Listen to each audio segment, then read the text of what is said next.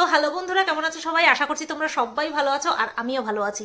যতই যা কও, আমার সঙ্গে যেই না ইনসাফি হইল, আমার সঙ্গে যেই না ইনসাফি করলো, এরা চাইরো জনে মিল্লা, আমি এদেরকে কোনোদিনও ক্ষমা করব না, কোনোদিনও না।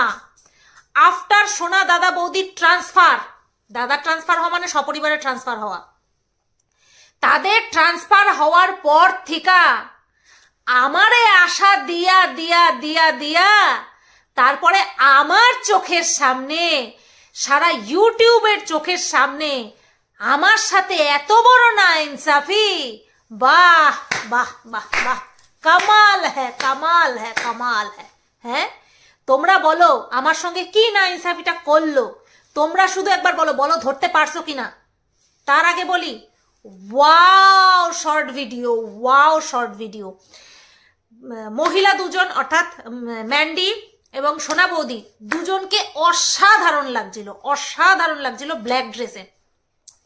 আর ও মাই গড, ও মাই গড, আমি ব্লাশ করছি ম্যান্ডি, আমি ব্লাশ করছি স্যান্ডি, উনি বাবা রে বাবা, মাথা খারাপ করা হ্যান্ডসাম, মাথা খারাপ করা হ্যান্ডসাম। আর সোনা দাদা সে তো অলওয়েজ চার্মিং একটা পার্সোনালিটি, তাকে নিয়ে কিছু জাস্ট বলারই নেই। বাট স্যান্ডি, ও ওয়াও, কি দারুণ লাগছিল ম্যান্ডি, সামলে একটুখানি সামলে, ভীষণ স্টাইল বাড়ছে, মারাত্মক লেভেলের ভাব নিচ্ছে ক্যামেরার সামনে এসে, তোর ক্যামেরার সামনে তোকে পুরো খেয়ে ফেলছে, লুক দিয়ে শুধু জাস্ট তোকে খেয়ে ফেলছে। যখন স্যান্ডি তোর পেছনে এসে, সে স্যান্ডি স্যান্ডো গেঞ্জি পরে এসে দাঁড়াক না কেন, তোকে জাস্ট ধুয়ে ফেলে দিচ্ছে। কন্ট্রোল কর, অতিরিক্ত কিন্তু বাড়াবাড়ি করছে, মারাত্মক লেভেলের স্মার্ট সাজছে, মারাত্মক লেভেলের হ্যান্ডসাম লাগছে। এত ভালো না, জগৎ ভালো না, মাথায় রাখিস। এটা কিন্তু জাস্ট যোগ করলাম, দুর্দান্ত হয়েছে। আমি অলরেডি গতকালকে ওদেরকে পার্সোনালি পাঠিয়ে দিয়েছি, দেখার সাথে সাথে ভালো লেগেছিল। স্যান্ডি জবের থেকে খোলা মনে শর্ট ভিডিও করছে, তবে থেকে শর্ট ভিডিওগুলো ভালো হচ্ছে, কারণ ম্যান্ডি তৈরি শর্ট ভিডিওর জন্য, ও অলওয়েজ রেডি। তো এই তো গেল প্রশংসা। আর যেটা নিয়ে আমার সঙ্গে না ইনসাফি হলো, তোমরা আইডিয়া করেছো? এতক্ষণে কমেন্ট করা হয়ে গেছে নিশ্চয়ই যে আমার সাথে কি না ইনসাফিটা হলো। সারা ইউটিউবের সবাই জানে, সারা ইউটিউবের সবাইকে দেখিয়ে সোনা বৌদি আমাকে প্রমিস করেছিল, সোনা দাদা আমাকে প্রমিস করেছিল, কচি পাঠার ঝোল আমাকে প্রথমে খাওয়াবে। ওই কচি পাঠার ঝোল ম্যান্ডি স্যান্ডি, এই না হিসাবে আমি জাস্ট মানতে পারছি না। সত্যি বের হইল, সত্যি বের।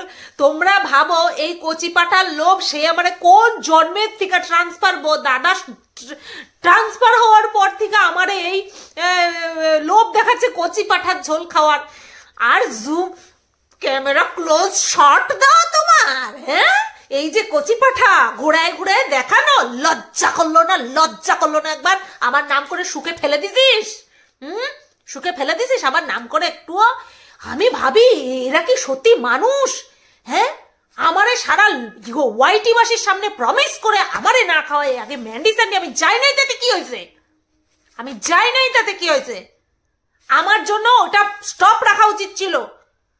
কচি পাঠার ঝোল আমি দেখতেছি আর বলতেছি বাহ বাহ বাহ রে বাহ, দুনিয়া বাহ, কি সুন্দর।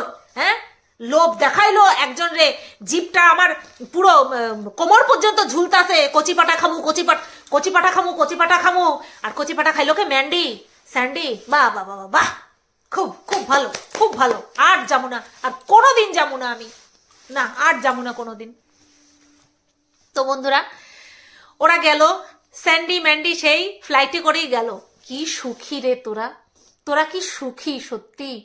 না, জীবন আমাদের আজ আছে কাল নেই, যদি অকাত থাকে ভাই, যদি অকাত থাকে তাহলে সুখটা করে নেওয়া ভালো। নতুবা জীবনে এমন একটা টাইম আসবে যখন শুয়ে শুয়ে হয়তো ভাববো কি করলাম সারাটা জীবন। কারণ নেক্সট জেনারেশন যা আসছে না, Max, Pro Max, Pro Pro Pro Pro Max, ঠিক আছে, Pro Pro Pro Pro Pro Pro, নড়াফাতেহি করে না, প্রো না, প্রা প্রা প্রা প্রা প্রা কিরকম একটা করেও, তো সেই রকম জেনারেশন আসছে, তো সেই সব জেনারেশনকে কি মুখ দেখাবো বলো তো আমরা? না 2 টাকা বাঁচানোর জন্য আমরা এই করেছি। সেই 2 টাকা বাঁচানোর জন্য, সেই 2 টাকা যদি আমাদের রিয়েলি জরুরি হয় তাহলে বাঁচাবো, কিন্তু যদি আমরা স্বভাববশত কঞ্জুসিপনা করি সেটা না করাটাই ভালো। সত্যি বলছি, আজকে এই 36 আমার হবে, জানুয়ারি মাস আসলে 36 হবে, পা দেবো 36-এ হবে, মানে 36-এ পা দেবো। তো এই বয়সে এসে না আমি এখন প্রচুর পরিমাণে আফসোস করি যে দেখো বয়স থাকতে এটা করতে পারলাম না, ওটা করতে পারলাম না, এখন হাড়ের জোর কমে যাচ্ছে, এখন চাইলেও করতে পারবো না, এখন সুযোগ সুবিধা থাকলেও করতে পারবো না। তো এই রিগ্রেটটা যেন মনের মধ্যে না থাকে। ওদের যদি হচ্ছে তোমার গাড়ি করে বলো, ফ্লাইটে করে বলো, যাওয়ার ক্ষমতা থাকে, ওরা যাক। আমি সত্যি বলছি, ওরা যাক, কারণ এগুলো দরকার আছে জীবনে, ফুর্তির দরকার আছে, আনন্দের দরকার আছে। তো ওরা গেছে, আমার সত্যি কোনো রকম কোনো ইসে লাগেনি। আমাদের অকাত নেই, আমরা যেতে পারবো না, তাই বলে কি অন্য কেউ যাবে না বলো? তাহলে প্লেনগুলো কি হবে? তাহলে তো পড়ে থাকবে, ঝং ধরে যাবে। তাহলে প্রথমে যখন ও 11,000 টাকা করে বলেছিল, 11,000 টাকা করেই তো বললো প্লেনের টিকিট, তো তখন গায়ে লেগেছিল, ওদেরও যেমন গায়ে লেগেছিল, আমারও তেমন গায়ে লেগেছিল। তো স্বাভাবিক, ওর জায়গায় আমি হলে ওর জায়গায় আমি প্লেনে যেতাম না, আমি ট্রেনে যেতাম। আমার অকাত সেটা, যে আমার এটা এমন এমার্জেন্সি নয় যে আমাকে যেতেই হবে। আমাকে এমার্জেন্সি বশতই কিন্তু প্লেনে 2 বার উঠতে হয়েছে।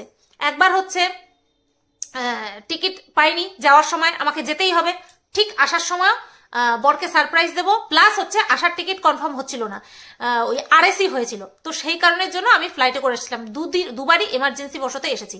তো আমি হচ্ছে এরকম এমার্জেন্সি বশত আমাকে খরচা করতে হয়, বাট আমি ওই খরচার এখনো অকাত হয়ে পারিনি, আর জীবনেও ওই অকাত আসবে না আমার। ম্যান্ডির আছে তাই গেছে।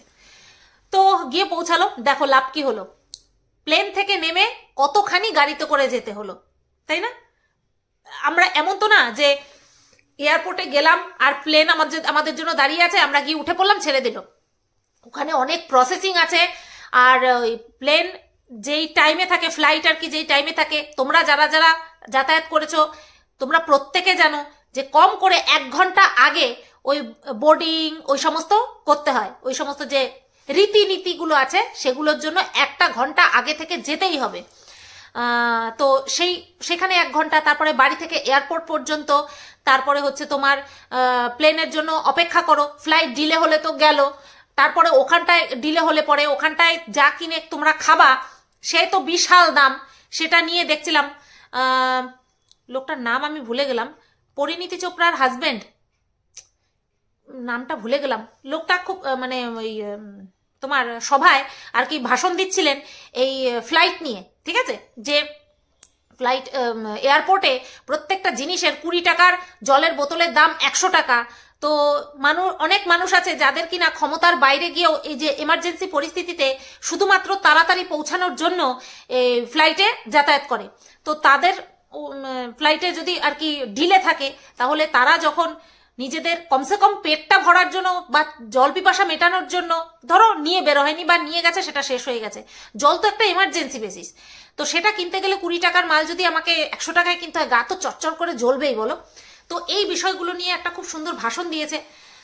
তারপরে হচ্ছে এই যে প্লেন যে যখন লেট করে, ম্যাক্সিমাম প্লেন লেট করে, ফ্লাইটগুলো লেটই থাকে, তো সেই লেট করলে পরে সেই ভরপাই হিসেবে জনতাকে ফ্রি সার্ভিস দেওয়া, এই অনেক বিষয়গুলো নিয়ে কথা উত্থাপন করেছে। তোমরা দেখবে ফেসবুকে ভাইরাল হয়েছে স্পিচটা, তো তোমরা দেখবে, আশা করছি পেয়ে যাবে। আর আমাকে নামটা তোমরা মনে পড়লে অবশ্যই লিখে দিও, আমার পেটে আসছে মুখে আসছে না। পরিণীতি চোপড়ার হাজবেন্ড, এটুকু শিওর মনে হচ্ছে উনি। তো ওরা গেল, সে তারপর ফ্লাইট থেকে নেমে দেখো কতখানি জার্নি করে যেতে হচ্ছে। ম্যান্ডির চোখ মুখের অবস্থা দেখেছো তো, দেখলেই বোঝাচ্ছে। বলতে পারছে না কেন বলো তো, কারণ লোকে বলবে কেন ফ্লাইটে করে আসলে তারপরেও এত কিসের নখরা, এইটা বলবে বলে ও সেইভাবে বলতে পারছিল না। তো তারপরে দাদা বৌদির বাড়িতে গেল। প্রথম দিনের ভিডিও আর আজকের ভিডিও মিলিয়ে তারপর এই ভিডিওটা করছি, অনেকদিন করি না তো ম্যান্ডিকে নিয়ে, তার জন্য। তো গতকালকের ভিডিওতে দেখলাম প্রত্যেকে একটা কথা বলেছে, সেটা হচ্ছে খাটে বসে খাওয়া নিয়ে। তো ম্যান্ডিকে একজন দেখলাম ম্যানারলেস লিখেছে, ম্যানারলেস। তো দেখো, যেই বাড়িতে যেরকম, ম্যান্ডি নিজের বাড়িতে খাটে বসে খায়, আমরা এটা দেখতে দেখতে আমরা অভ্যস্ত হয়ে গেছি। এইবার ম্যান্ডি যখন দার্জিলিং এ গিয়ে দাদা বৌদির বাড়িতে খাটে বসে খেয়েছিল তখনও লোকে বলেছিল, তখনও কিন্তু ম্যান্ডি ক্ল্যারিফিকেশন দিয়েছিল যে দাদা বৌদির বাড়িতে ওনারা খাটে বসেই কিন্তু খাওয়া দাওয়া করে। এবার এই আজকেও ম্যান্ডি ক্ল্যারিফিকেশন দিয়েছে যে ডাইনিং টেবিলই হতে হবে, ডাইনিং কি খাট হয় না, তো ওই খাটটা হচ্ছে ওনাদের খাওয়া দাওয়ার জন্য বরাদ্দ।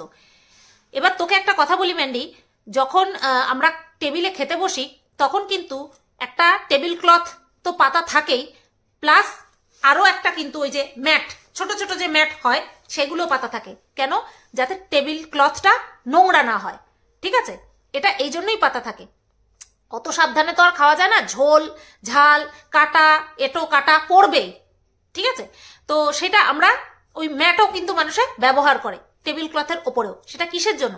যাতে টেবিল ক্লথটা কম নোংরা হয়, ওটা ঝট করে ধুয়ে আনতে পারি, এই কারণের জন্য। খাটে বসে খাচ্ছিস খা, তুই যেভাবে মাংসের ঝোলটা নিলি পুরো ডাইরেক্ট ঝোলটা গিয়ে পড়লো কোথায়? হচ্ছে তোর বিছানার চাদরের উপরে। ওটা তো একটা বিছানা, খাট, খাটে আমরা শুই, ঠিক আছে? তো প্রথম আমরা শুনলাম যে ডাইনিং খাট ডাইনিং খাট, খাটে মানুষের শোয়, তাহলে টেবিলেও মানুষের শুয়ে পড়তো। এমার্জেন্সি পরিস্থিতিতে শোয়, সেই ব্যাপারটা আলাদা, you know what I mean. তোমরা বলবে সুতমা খুব দুষ্টু, একটুখানি তোমাদেরকে বোঝাতে গেলে একটুখানি দুষ্টু হতে হয়। তো ওই খাট মানে খাট মানে শোয়, ঠিক আছে? এবার খাটে অনেকে খাওয়া দাওয়া করে, আমি দেখেছি অনেককেই খাওয়া দাওয়া করতে দেখেছি, খাটে খাওয়া দাওয়া করতে দেখেছি, ওটা অসুবিধা নয়। আমি যাদেরকে খাটে খাওয়া দাওয়া করতে দেখেছি তাদেরকে কখনো ডাইরেক্ট খাটের মধ্যে খাওয়ার দাওয়ার রাখতে দেখিনি। একটা প্লাস্টিক অথবা একটা পেপার পেতে নিয়ে তারপরে খায়, যাতে করে চাদরটা নষ্ট না হয়ে যায়, ঠিক আছে? তো যাই হোক, যাদের বাড়িতে গেছে তাদের আপত্তি নেই, আমাদের একটুখানি দেখে গা কেমন কেমন করেছে, কারণ আমরা তো ওরকম করি না। তার জন্য ম্যান্ডিকে একটা কথা বলি, যেহেতু তুই ভিডিওটা সোশ্যাল প্ল্যাটফর্মে ছাড়ছিস, তাই এখানে মানুষের একটুখানি গা গিনগিন করা ব্যাপারটা খুব স্বাভাবিক। কারণ আমরা সাধারণত হয় নিচে বসে খাই, নতুবা ডাইনিং টেবিল থাকলে ডাইনিং টেবিলে বসে খাই। খাটে আমরা খাওয়া দাওয়া খুবই কম করি না বললেই চলে। ওই ইভিনিং স্ন্যাক্সটা সেটা বসে খেলাম, তাও আমাদের মতন যারা আদি মানুষ তারা আমরা খাই। আর এখনকার দিনে যারা পরিপাটি থাকে তারা ইভিনিং এর স্ন্যাক্সটাও পর্যন্ত টি টেবিলে রেখে তারপরে খায়। তো এখানে অনেক ধরনের মানুষ আছে, ওই ধরনের একটুখানি কটাক্ষ পাওয়াটা খুব স্বাভাবিক, ঠিক আছে? যখন খাবি মাথায় রাখবি শুধু তোরা এবং যাদের বাড়িতে গেছিস তারা নেই, এখানটায় গোটা সোশ্যাল মিডিয়াটা উপস্থিত রয়েছে। সুতরাং সবার কথা মাথায় রেখে একটা পেপার পেতে তার উপরে বসে খেলি, হয়ে গেল, মিটে গেল ঝামেলা, তাই না? আমরা এরকম কত জায়গায় যাই, হোটেলে যাই, ঘরে গিয়ে ঘরে খাওয়া দাওয়া করি, বিছানার উপরে খাই, কিন্তু তার জন্য কি করি? একটা পেপার পেতে নিই, তাই না? যাতে করে যেখানে শোবো সেই জায়গাটা যেন নোংরা না হয়, নষ্ট না হয়, এই যা। তো এই তো গেল ওই খাওয়া দাওয়ার বিষয়টা নিয়ে, যেটা নাকি ও ক্লিয়ার করে দিয়েছে। এছাড়া আগের দিনের ভিডিওতে আর সেরকম কিছুই বলার ছিল না। আজকের ভিডিওতে আমার বেশ কিছু ইম্পর্টেন্ট জিনিস বলার আছে। সেটা হলো, শুনছি তুই কোথাও একটা যাবি, মানে এই বরফ তোকে স্পর্শ করতেই হবে, মাথায় ভূত চেপেছে বরফ স্পর্শ করার, বরফ স্পর্শ তোকে করতেই হবে। তো তোর যেই হারে ঠান্ডা লেগেছে বাড়ি থেকেই, তোর যেভাবে ঠান্ডা লেগেছে, আর এখন রিলস বানাচ্ছিস, যখন ফিরছিলিস তখন তোর খুব ঠান্ডা লাগছিল তোরসা নদীর ধার থেকে যখন ফিরছিলিস, তো এরপরে যদি তুই বরফের দেশে যাস তো তোর নিউমোনিয়া হয়ে যাবে তোর। তখন কি করবি? কমসে কম নিজেকে একটু সুস্থ হতে দে। হিরিকে মাতাল হওয়াটা তোর বড্ড স্বভাব, আমি দেখছি যবে থেকে তোকে দেখছি তবে থেকে দেখি হিরিকে তুই মাতাল হয়ে যাস। এই হিরিকে মাতাল হওয়াটা খুব খারাপ। বর্তমানে তোর শারীরিক কন্ডিশন কিন্তু খারাপ। এই পরিস্থিতিতে তুই যদি তোর হিরিকটাকে প্রায়োরিটি দিস তাহলে তোর অবস্থা আরো খারাপ হবে। ঘুরতে যা, এমন কোনো জায়গা যা যেটা কিনা তোর শরীরকে এখন কম কষ্ট দেবে, বা তোকে বিপদের হাত থেকে বিপদের মধ্যে যেন না ঠেলে ফেলে দেয়, এরকম কোনো জায়গা যা। জানি শুনবি না, তারপরেও তোর ইচ্ছে করেছে মানে তোকে ইচ্ছে এখন পূরণ করতেই হবে। এটা গেল আজকের ভিডিও নিয়ে ওকে ফার্স্ট বলা কথা। ও যখন কাশছে তারপরে আবার বলছে বরফ স্পর্শ করবে। এই শোন ম্যান্ডি, ফ্রিজের কাছে যা, ডিপ ফ্রিজটা খোল, তারপরে হাতটা ঢুকিয়ে 1 ঘন্টা রেখে দে, বরফ স্পর্শ কর ওইভাবে, বুঝতে পেরেছিস? বরফ স্পর্শ করবে মানে সবসময় কবিতা একটা কবি ভাব ওর মধ্যে। তো ওর টাইটেলটা দেখে বরফ স্পর্শ করবে, যা ডিপ ফ্রিজের মধ্যে গিয়ে মুখটা ঢুকায় দে, দেখবি স্পর্শ করে ফেলবি। তারপরে যেটা কিনা খাওয়া দাওয়া দেখলাম। আর সোনা দাদা বৌদির মধ্যে ভীষণ একটা জলি সম্পর্ক, আমার খুব ভালো লাগে, দুজনের মধ্যে এত ফ্রেন্ডলি রিলেশন আমার খুব ভালো লাগে। সোনা দাদা খুবই আর কি মানে ওটাকে বলে না প্রাণোচ্ছল একটা পার্সোনালিটি, খুব ভালো লাগে। এরকম একটা মানুষ থাকা জীবনে প্রয়োজন, পজিটিভিটিতে ভরে দেয়। তো যাই হোক, বৌদিও সেরকম। এইবার আসি ম্যান্ডি চুলকাবো একটু। সেটা হলো বাড়িতে আসার পরে এত খারাপ লাগছে, শরীরটা খারাপ লাগছে, থরথর থরথর করে কাঁপছে। তারপরে এসে বলছে আমি দাদা বৌদির বাড়িতে এসেও আমার প্রাণনাথের সঙ্গে একটুখানি বেরোচ্ছি ঘুরু ঘুরু করতে। তার আগে রিলস বানিয়ে আসলো। ওদের ঘুরতে যাওয়া মানেই রিলস বানানো, ব্যাস, আর কিচ্ছু জানে না, আর কিচ্ছু বোঝে না। তো এই এই যে তোরা আবার ঘুরতে বের হলি, তোকে একটা কথাই জিজ্ঞাসা, যেমনি মন্দারমণি তেমনি হচ্ছে দার্জিলিং, দুইবার গেলি দার্জিলিং, তেমনি দার্জিলিং, তেমনি কোচবিহার, আপাতত মেয়েটাকে নিয়ে কি করতে যাস? হ্যাঁ ম্যান্ডি, মেয়েটাকে কি করতে নিয়ে যাস? মেয়ের ছুটি পড়েছে, মেয়ের স্কুলের পরীক্ষা টরীক্ষা হয়ে গেছে, মেয়ের ছুটি পড়েছে, মেয়েটাকে নিয়ে যাচ্ছিস আর মেয়েটাকে সেই ঘরবন্দি করে রাখছিস। তোরাই উড়ে উড়ে বেড়াচ্ছিস, তোরাই উড়ে উড়ে বেড়াচ্ছিস। তাহলে ওই বাচ্চাটাকে নিয়ে গিয়ে সেই তো সে এখানেও ঘরবন্দি ওখানেও ঘরবন্দি, বাচ্চাটাকে নিয়ে তো বের হলি না, তোরসা নদীটা তোর বাচ্চাকে দেখিয়ে আনতে পারলি না, মেয়েটাকে দেখিয়ে আনতে পারলি না। রিলস বানাতিস, বাচ্চাকে নিয়ে যাস না। তোদেরকে দেখে এমন একটা ভাব মনে হয়, যে কোনো জায়গায় তোরা ঘুরতে গেলি আজ পর্যন্ত মনে হয় তোরা এখনো মানে কি বলবো, তোরা সবে নতুন বিয়ে হয়েছে, তোদের এখনো কোনো বাচ্চা কাচ্চা হয়নি, এরকম একটা ভাব। আমি বহু মানুষকে দেখেছি যারা কিনা ঘুরতে যায়, যাদের বিশেষ করে বেবি হয়ে যায়, বাচ্চা হয়ে যায়, তারা বাচ্চা ছাড়া কিছু বোঝে না। আগে বাচ্চার প্রায়োরিটি, আগে বাচ্চাকে নিয়ে দেখাতে হবে, এই দেখো এটা, ওই দেখো ওটা, আগে বাচ্চা। আর তোদের আগে তোরা নিজেদের সাজগোজ, আগে রিলস, ব্যাস। ওই সকাল থেকে উঠলাম, খাওয়া দাওয়া করলাম, বাচ্চাকে ঘরে রেখে চলে গেলাম রিলস বানাতে, চলে আসলাম আবার, হয়ে গেল। এই হচ্ছে তোদের ঘোড়া, তাই না? দেখাস তো একটা ভিডিওতে ব্যতিক্রম, মন্দারমণিতে যখন গেলি ওই সেই রিলস বানানো, স্নান করা, আর সন্ধ্যাবেলায় গিয়ে কেনাকাটা করে সেই ঘরের মধ্যে আবার। এটাকে ঘুরতে যাওয়া বলে না। যদিও বা চেষ্টা করেছিস পরে আবার স্যান্ডির সঙ্গে বেরিয়ে এদিক ওদিক দেখানোর, ওইভাবে কি আর দেখানো হয়? ওইভাবে দেখানো হয় না। ঘুরতে যা, সে কারোর বাড়িতে যা বা অন্য কোথাও যা, কাউকে নিয়ে যা বা একা যা, একা অর্থাৎ তোদের নিজের ফ্যামিলি যা, কিন্তু সেটাকে এনজয় কর। শুধুমাত্র রিলস বানিয়ে, শুধু একটা ছোট্ট রিলস 15-20 সেকেন্ডের অথবা 1 মিনিটের একটা রিলস বানিয়ে দিয়ে হয়ে গেল। ঘুরতে যাচ্ছিস যে সেই সময়টাকে সুব্যবহার কর, শুধুমাত্র রিলসের জন্য ব্যবহার করিস না। সত্যি বলতে বন্ধুরা, আমি আর মারু যে গেলাম, তোমরা দেখেছো, তোমরা খুব এনজয় করেছো, দেখেছি আমরা, কমেন্টগুলো দেখেছি। আমরা ঘুরতেও গেছি, আমরা পার্সোনালি অফ ক্যামেরা এনজয় করেছি মারাত্মক লেভেলে, আমরা অন ক্যামেরা লাইভে এসে এনজয় করেছি, আমরা ভিডিওর মাধ্যমে, ভ্লগিং এর মাধ্যমে আমরা যেইটুকু জায়গাতে গেছি, দুটো মেয়ে মিলে যেইটুকু জায়গায় গেছি সবটা তোমাদের শেয়ার করেছি, প্লাস রিলসও বানিয়েছি। সবকিছু কিন্তু একসঙ্গে করেছি, তাই না? তো যেই জায়গাটায় যাচ্ছি সেই জায়গাটাকে টোটালি উপভোগ করা, এটাই তো হচ্ছে কাজ। ঘুরতে যাওয়া মানে এটাই, শুধু ঘরের মধ্যে খেলাম দিলাম, বেরোলাম, রিলস বানালাম, আবার চলে আসলাম। ওটা দেখে ভীষণ খারাপ লাগলো যে মেয়েটার ছুটি পড়েছে স্কুল, মেয়েটাকে নিয়ে গেলি, মেয়েটাকে ঘর বৈঠা করে রেখে নিজেরা ঘুরে রিলস করে চলে আসলি। ভেবে দেখিস একবার। তো চলো, এইটুকুই রাখলাম ভিডিওটা। কেমন লাগলো অবশ্যই কমেন্ট করে জানিও। সবাই তোমরা ভালো থেকো, সুস্থ থেকো, টাটা। আর হ্যাঁ, যদি পারিস ঠান্ডার দিকটা এইবারের মতন অ্যাভয়েড কর, আরো দিন আছে, সুস্থ হয়ে নে, তারপরে যা। এরপরে যখন ভুগবি না, তখন ভাববি যে কি জন্য গেলাম।